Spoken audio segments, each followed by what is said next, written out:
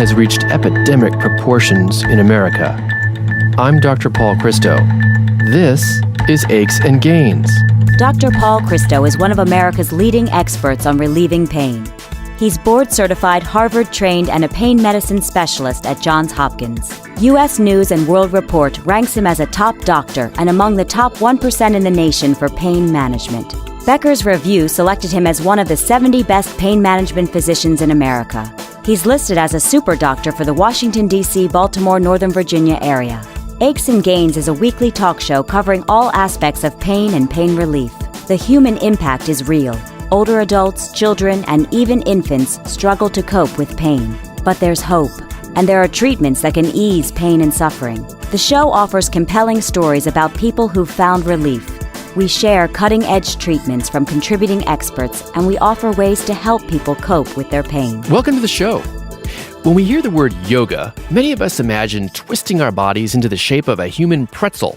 But yoga is a 4,000-year-old mind-body Indian practice that promotes health and well-being. In fact, yoga is one of the top 10 most popular complementary and alternative medicine therapies for health. Its popularity has exploded. For example, 20 million Americans were practicing yoga in 2011 compared to 4 million in 2001. And consumers rate yoga, along with massage and Pilates, equivalent to prescription medications for easing low back pain. And speaking of pain, there have been studies showing that yoga reduces symptoms and disability in rheumatoid arthritis or osteoarthritis, can be effective in those with chronic low back pain, and even helps teenagers with irritable bowel syndrome. Our guest today will share new insights into the beneficial effects of yoga. First, Dima Shlapokovsky, a vice president in the investment banking industry, tells us how yoga has been so helpful in providing relief of his chronic low back pain following injury and spine surgery. Then, Chen, yoga teacher, wellness consultant, and author of the book Happy Go Yoga, joins us. She outlines how he can feel better, more alive, and more able to withstand the stresses of daily life. Aches and Gains is supported by Medtronic, Purdue Pharma, Teva Pharmaceuticals, Millennium Laboratories, My Life Patient Program, and DC2 Healthcare, and the Pain Community. For live online listening to Aches and Gains, please go to paulchristomd.com. To access podcasts of the show, please go to paulchristomd.com. Dima Shlapokovsky is a vice president in the investment banking industry. He suffered from spinal pain for several years, but yoga has eased the discomfort and helped him to reduce the harmful effects of stress on his life. Dima, welcome to Aches and Gains. Thank you. Thank you for having me. You were in a pretty severe motorcycle accident. Tell us what happened. I was riding an older motorcycle, was grabby brakes, and had an accident. Went off at about 55 miles an hour. That's my recollection. Wow. And actually ended up catching a metal rod that tore me up pretty good. And at that point, I already had a back injury, and that probably aggravated it quite a bit. Actually, the rod shattered the tailbone, but I think ultimately that aggravated the injury that I already had from doing jiu-jitsu earlier in my life. Did you have any other injuries related to the motorcycle accident? I tore through some of the muscles. Which ones? I tore through the buttocks.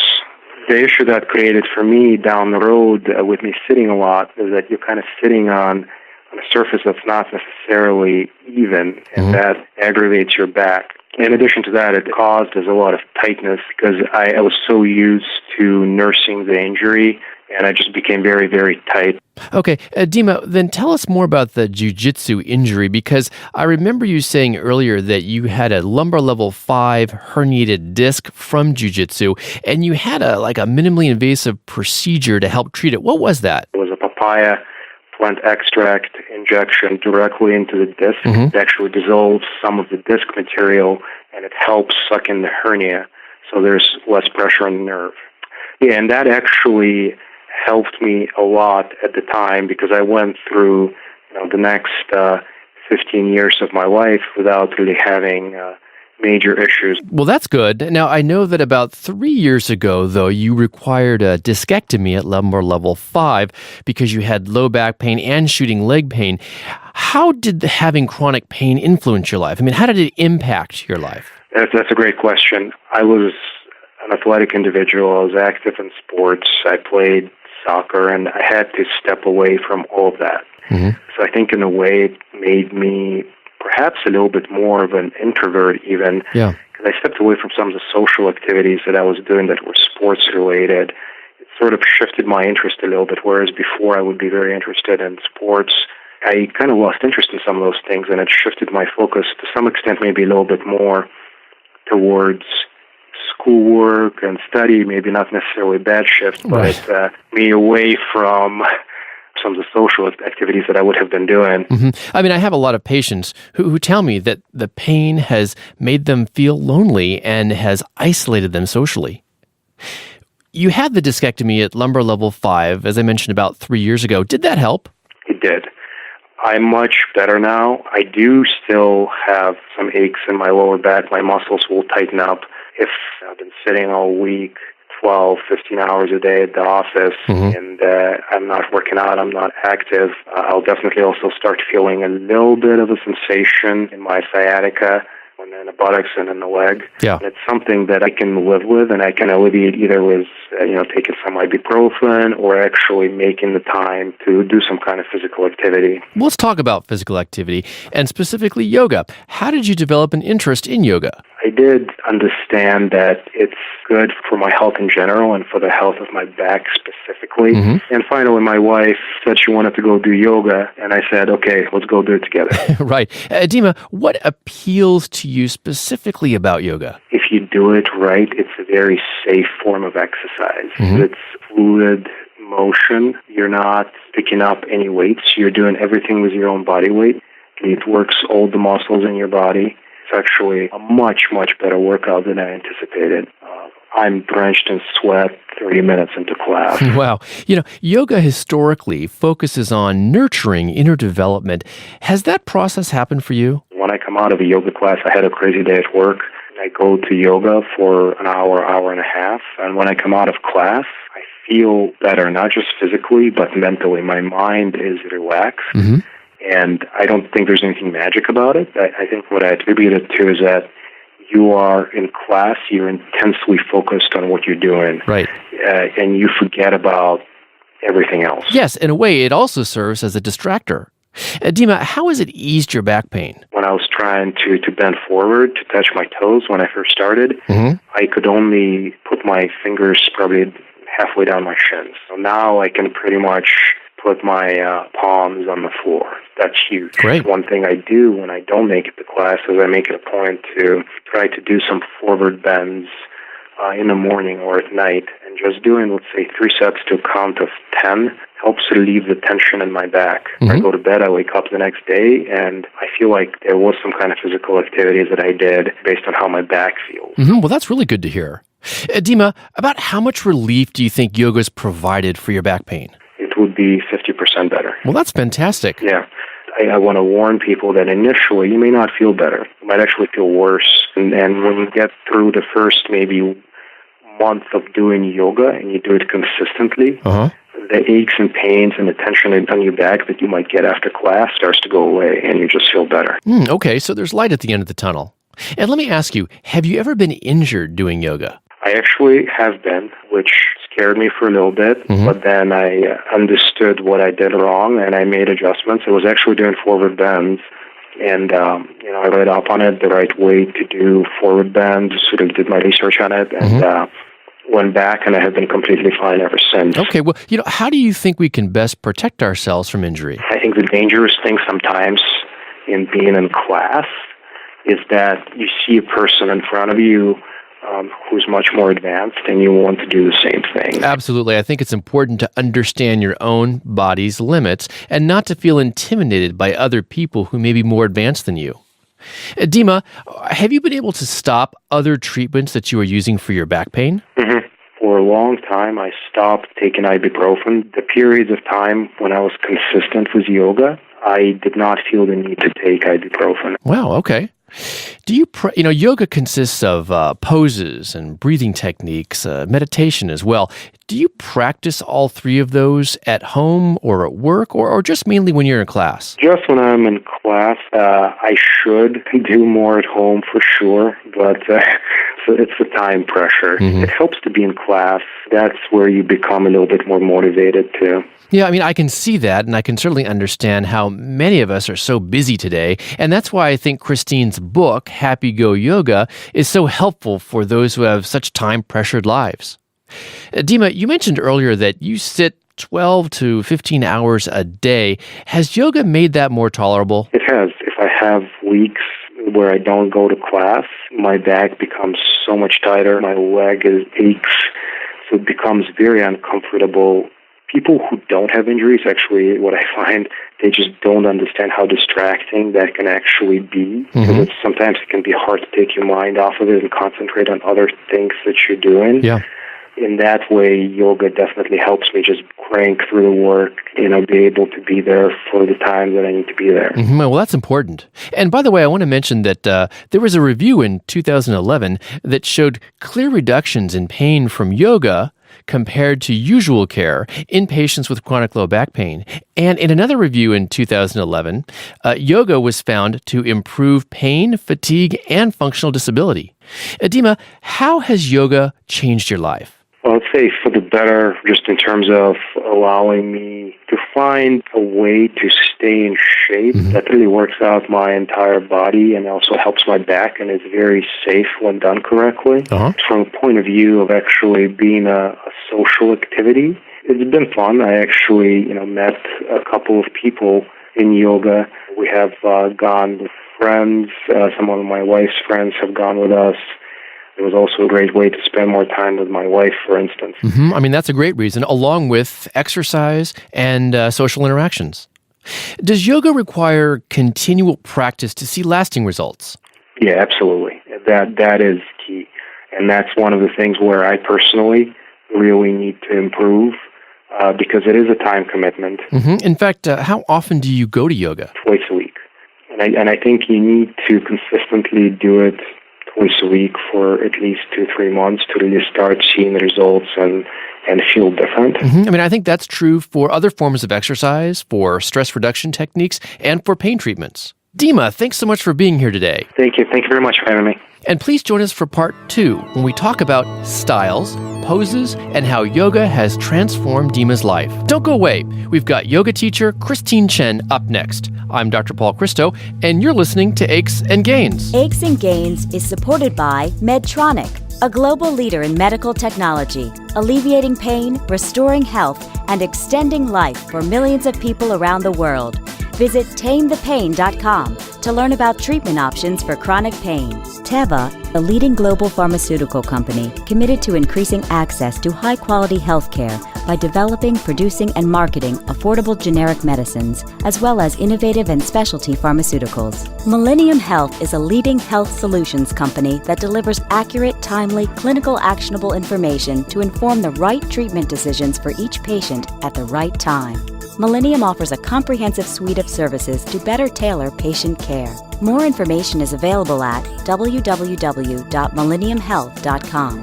My Life Patient Program and DC2 Healthcare, connecting patients to top physicians in the United States, reaching the highest standard of patient care through research patient programs and gains in overall health.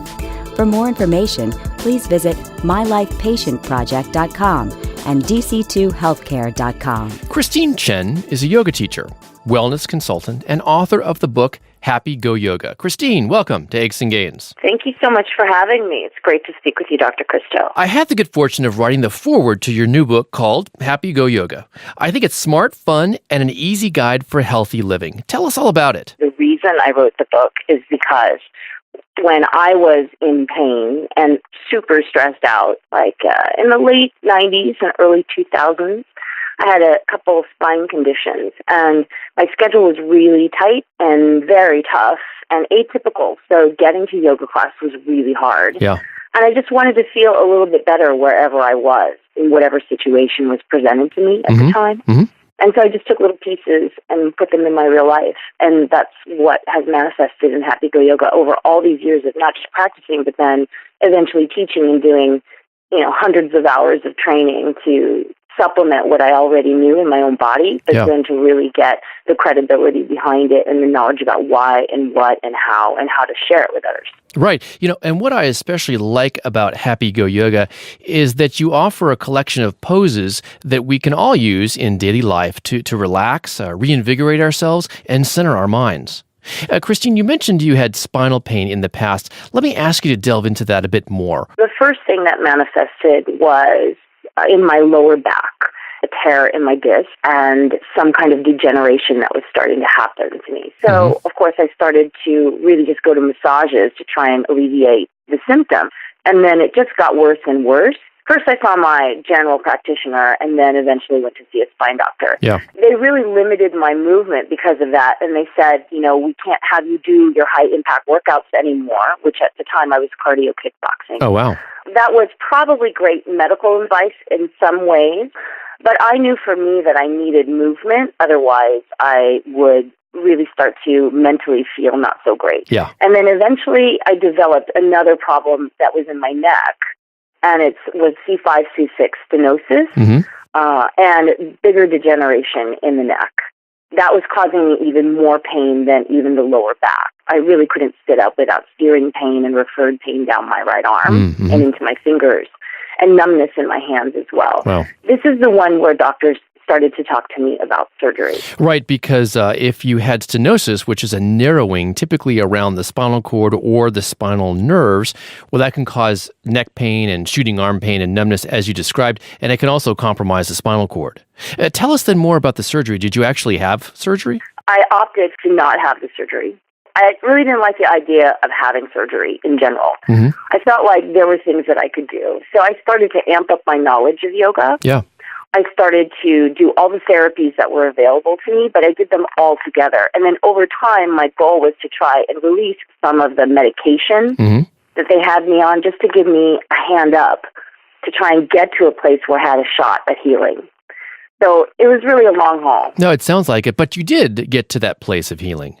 Christine, let's talk about one of the poses in your collection of poses. And the one that I like in particular is called the smartphone siesta. Oh, me too.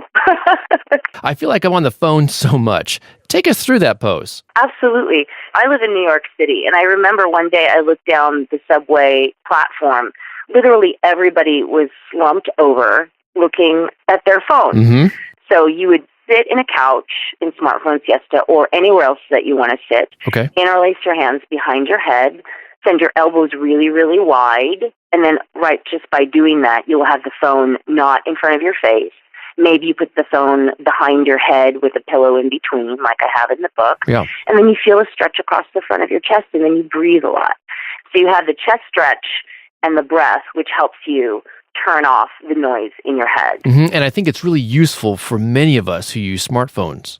I've read that the ultimate goal of yoga is the attainment of a unified consciousness. I mean, is that related to yoga's historical focus on inner development? It is.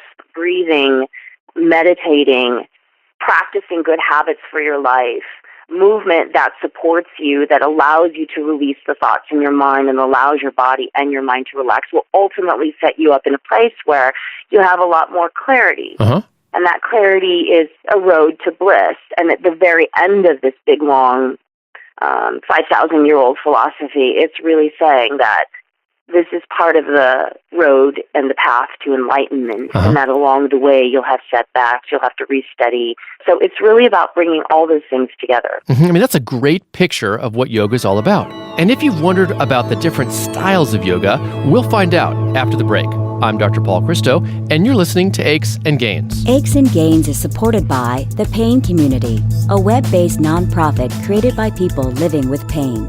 Check out paincommunity.org for information, references, advocacy tools, and a premium section to securely interact with other members in forums and chat rooms.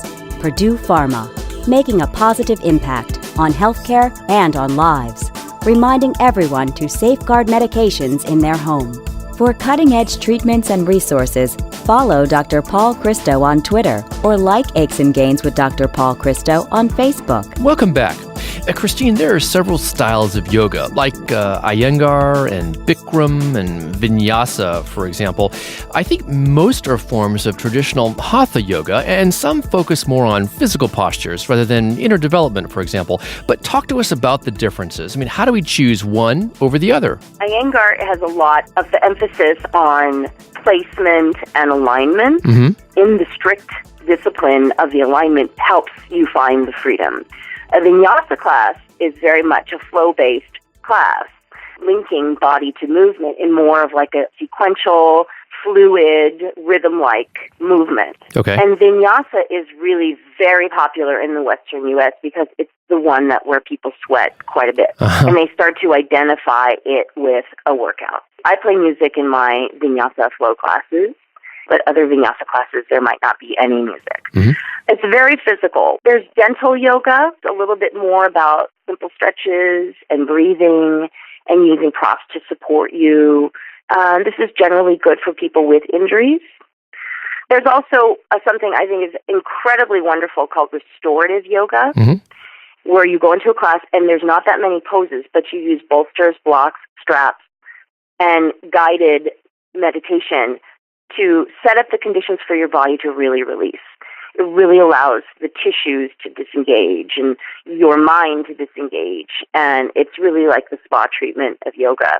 And then there's also power yoga, which is very much rooted in the physical, holding postures for longer, more muscular awareness, and then maybe moving through them a little bit, but also very much an attention into physical postures. Well, that's a great description of each style of yoga.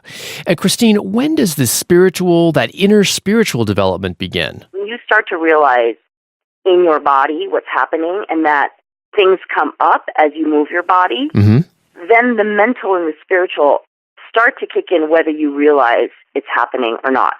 So even though outwardly you might see some styles that are really, really physical, there's spiritual happening. It just might not be as obvious. Okay. And then, of course, there's meditation classes as well, which really focus on the mind and the breathing and, shifting your thoughts to more positive places or visualization for making better choices. There's so many types. There really are. How have you found that yoga, as a form of exercise and moving meditation, offers clients pain relief? Because patients tell me that deep stretching along with relaxation and deep rhythmic breathing makes them feel better. I found that absolutely the same thing. When I was stressed and I was in pain back then, I just went to maybe think that this stretch would help my lower back muscles, which were tight, release. I had heard that people were really peaceful and calm when they went to yoga. I didn't know why. And so I really went to say, okay, I just need to maybe do some gentle yoga, stretch it out, and see what happens. I really started to understand the power of the breath. And then when you do this breath in conjunction with the movement, you sort of get lost in it in a little bit of a meditation, and your body's moving, you're moving meditation, and then your brain starts to say, oh, I get it. This is like a training, right? You have to reprogram your mind and your body. I know how to turn off my brain. I know how to move in a way that's still an effort, but much more calm than ever before, and it's a practice. And then you take that technique and you move it into your real life, and it really starts to move into your real life constantly, because you can take pieces of that calm, pieces of that focus, or allowing yourself to tell yourself it's okay to calm down